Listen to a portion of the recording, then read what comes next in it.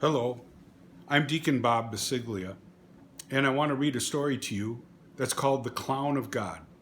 Here it is, April 1st, and we're reading about the story of a young boy and his life as a juggler. This takes place in Italy and is written by Tomie dePaola, who incidentally just passed away just a day or two ago.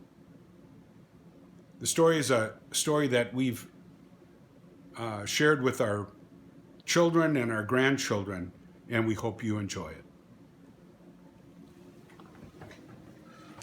The Clown of God, an old story told and illustrated by Tomie dePaola. Many, many years ago in Sorrento, there lived a small boy named Giovanni, and he had no mother and no father. He dressed in rags and begged his bread and slept in doorways. But he was happy, and he could do something wonderful. He could juggle. Every day he would go to Signor Baptista's fruit and vegetable stall, and he would juggle.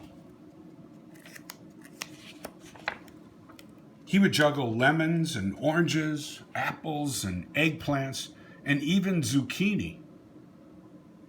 Crowds would gather to watch, and when Giovanni had finished, they would buy from Signor Baptista. Then Signor Baptista's wife would give Giovanni a bowl of hot soup. It was a very good arrangement.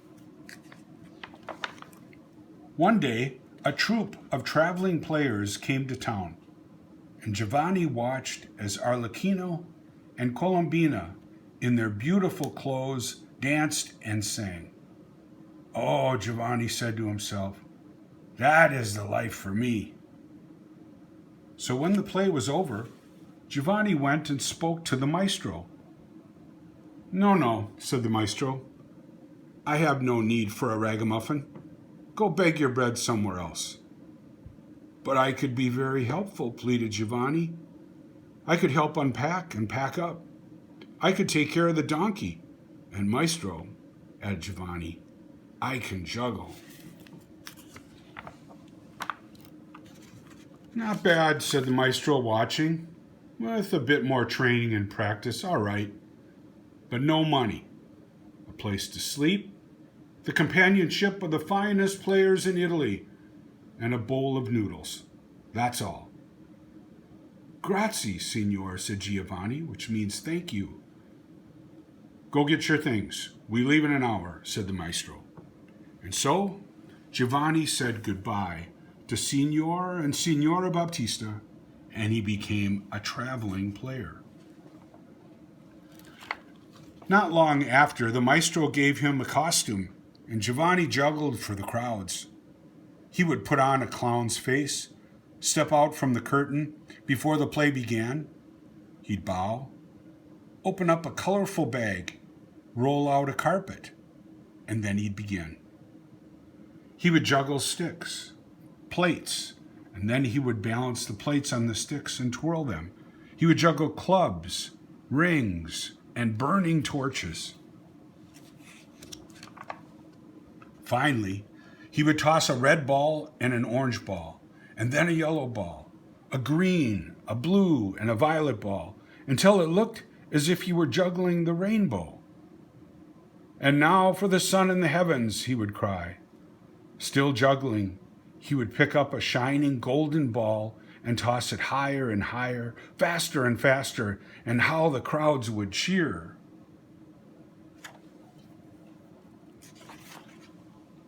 Giovanni became very famous, and it wasn't long before he had said goodbye to the traveling troupe and set off on his own. Up and down Italy he traveled, and although his costume became more beautiful, he always kept the face of a clown. Once he juggled for a duke, once for even a prince, and it was always the same. First the sticks, then the plates, then the clubs, the rings and the burning torches, and then finally the rainbow of colored balls. And now for the sun in the heavens, he would shout, and the golden ball would fly higher and higher, and the crowds would laugh and clap and cheer. One day, between two towns, Giovanni was sitting in the shade of a tree, eating a lunch of bread and cheese, and two little brothers came down the road. "Will you share your food with us, good clown?" they asked, "for the love of God and the blessings of our brother Francis?" "Sit down, good fellows," Giovanni said. "There's more than enough." As the three men ate, the two little brothers told Giovanni how they went from town to town, begging for food and spreading the joy of God. "Our founder, Brother Francis, says that everything sings of the glory of God. Why, even your juggling," said one of the brothers. "That's well and good for men like you, but I only juggle to make people laugh and applaud," Giovanni said. "It's the same thing," the brother said. "If you give happiness to people, you give glory to God as well." "If you say so," said Giovanni, laughing. "But now I must be off to the next town. Arrivederci, good brothers, and good luck." And wherever Giovanni went, the air was filled with his flying sticks and plates, his clubs and rings and torches, and always his rainbow of balls and the sun in the heavens. And wherever Giovanni went, the faces of the crowds would be all smiles, and the sound of laughter and cheers would ring through the towns. Years passed. Giovanni grew old, and times became very hard. People no longer stopped to watch. It's the old clown who juggles things. We've all seen him before," they said. Giovanni was sad, but still he juggled, until one day he dropped the sun in the heavens, and the rainbow of balls came crashing down, and the crowd stood around him and laughed, but not from joy. Then they did a terrible thing. They threw vegetables and stones at Giovanni, so that he had to run for his life.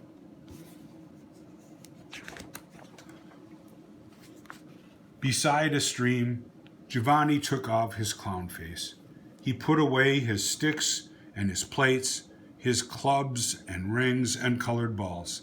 He put away his costume, and he gave up juggling forever. What little money he had soon was gone, and his clothes became rags, and he begged his bread and slept in doorways as he had done as a child. "It's time to go home," the old man said wearily, and he headed back to Sorrento.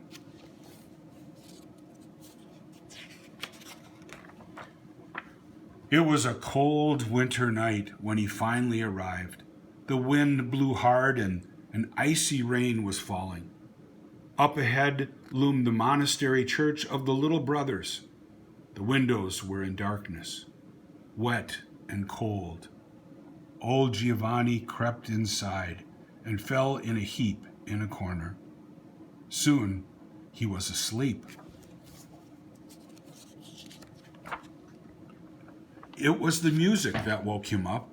The church was blazing with candlelight and filled with people singing, "Gloria, Gloria." Giovanni could scarcely believe his eyes. So much beauty. A long procession of brothers, priests, sisters, and the townspeople, all carrying beautiful gifts, was winding its way through the church. They placed their gifts in front of a statue of a lady and her child. "What is all this?" asked old Giovanni of someone standing near. "Why, old man, it's the birthday of the Holy Child," the woman said. "It's the procession of the gifts." Giovanni watched in amazement until the singing was over, and then the church emptied of all the people and was darkened except for the bright candles surrounding the lady and the child. Giovanni moved closer. The child in the lady's arms seemed so serious, so stern.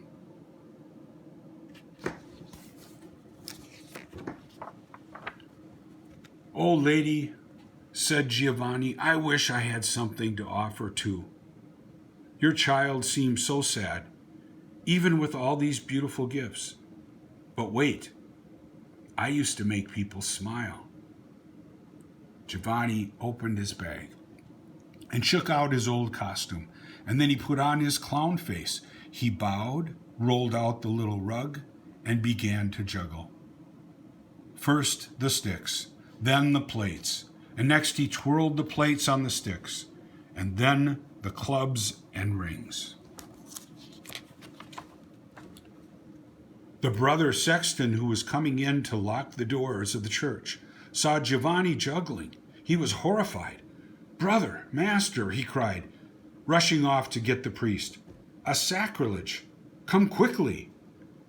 But Giovanni didn't hear or even notice him.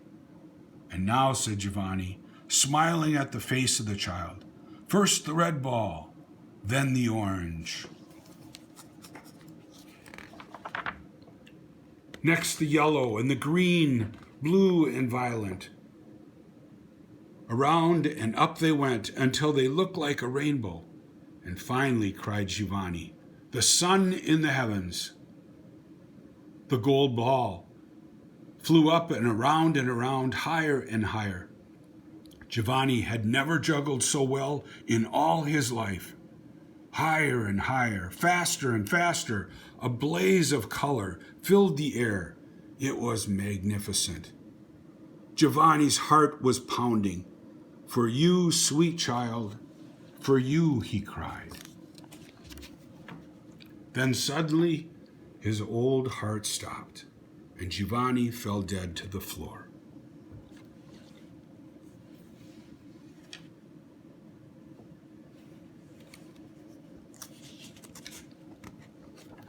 The priest and Brother Sexton came rushing in. Stooping over old Giovanni, the priest said, "Why, the poor clown is dead. May his soul rest in peace." But the Brother Sexton backed away, and with his mouth wide open, he stared at the statue of the lady and her holy child. "Oh, Father," he said, pointing. "Oh, Father, look." The child was smiling, and in his hand he held the golden ball.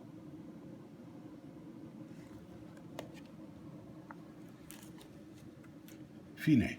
The end.